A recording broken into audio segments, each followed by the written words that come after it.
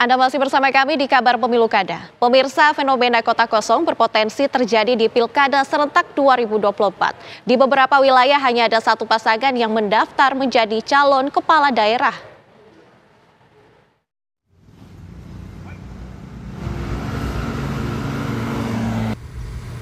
Komisi Pemilihan Umum KPU Kabupaten Ciamis merilis hanya satu pasangan calon yang mendaftar meski sudah membuka perpanjangan pendaftaran. Pasangan calon petahana Herdiat Yana dipastikan melawan kota kosong usai borong 18 partai politik mengusung dan mendukungnya di Pilkada 2024. 18 partai politik yang terdiri dari 10 partai parlemen dan 8 partai non-parlemen. KPU menyebut tersisa 2 partai yang tidak mengusung dan mendukung lantaran tidak memenuhi syarat pencalonan yakni minimal 7,5% suara. Kedua partai tersebut yakni Partai Hanura dan PSI.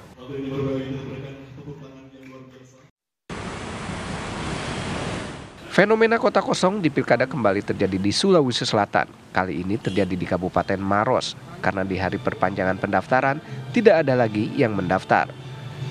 Pilkada di Kabupaten Maros, Sulawesi Selatan hanya diikuti oleh calon tunggal yang juga petahana, Haidirsam Suhartini Bohari.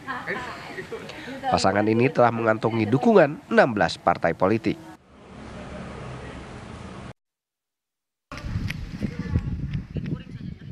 Hingga hari kedua perpanjangan pendaftaran bakal calon bupati dan wakil bupati Muna Barat, Sulawesi Tenggara, belum ada pasangan bakal calon kepala daerah yang mendaftar di KPU setempat.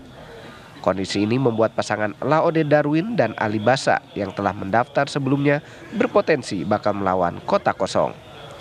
Perpanjangan pendaftaran ini dibuka sejak 2 September hingga 4 September 2024. Tim TV One mengabarkan. Sementara berlangsung. Terima kasih atas. Fenomena kota kosong di Pilkada 2024 kembali terjadi. Komisi Pemilihan Umum KPU mencatat ada 43 wilayah yang terdiri atas 1 provinsi, 37 kabupaten, dan 5 kota yang berpotensi melawan kota kosong.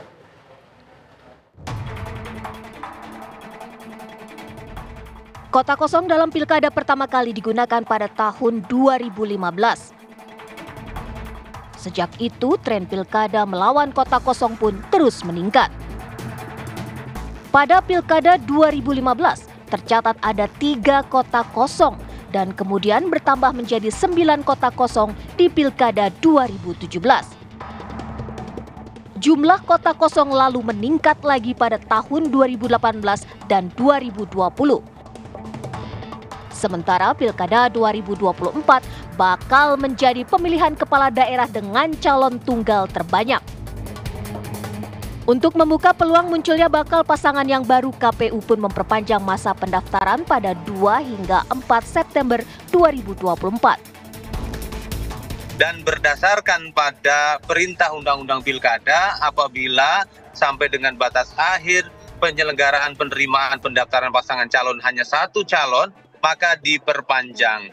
Dan kini teman-teman kami di daerah, KPU Provinsi, KPU Kabupaten Kota, itu sedang melakukan sosialisasi perpanjangan masa pendaftaran pasangan calon yang nanti kami akan buka selama 3 hari.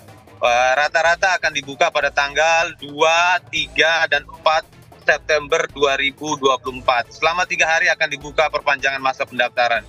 Mudah-mudahan ada calon baru yang didaftarkan, karena memang desain Undang-Undang Pilkada itu menginginkan Pilkada itu calonnya lebih dari 1.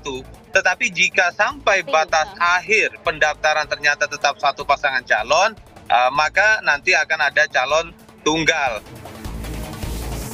Putusan Mahkamah Konstitusi mengenai syarat ambang batas pencalonan kepala daerah oleh partai seharusnya bisa menekan maraknya kota kosong di Pilkada. Partai politik yang tadinya tidak punya cukup suara kini dapat menyalonkan jagoannya sendiri jika memenuhi ambang batas suara 6,5 hingga 10%.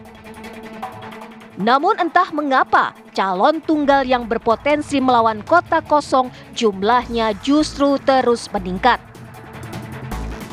Komisi Pemilihan Umum mencatat ada 43 wilayah yang terdiri atas 1 provinsi, 37 kabupaten, dan 5 kota yang berpotensi melawan kota kosong.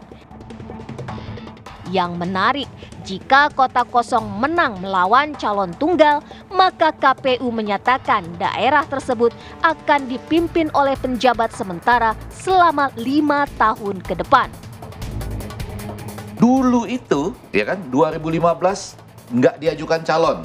Sehingga pemilunya harus ditunda ke 2017, ya kan?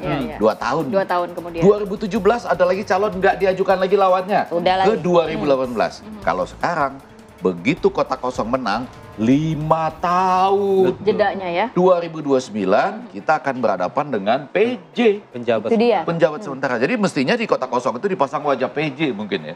Enggak. Lantas apa sebenarnya penyebab fenomena kota kosong di pilkada selalu tetap ada? Apakah memang calon yang diusung dianggap sebagai yang terbaik atau justru mencerminkan adanya kartel politik? Tim TV One mengabarkan.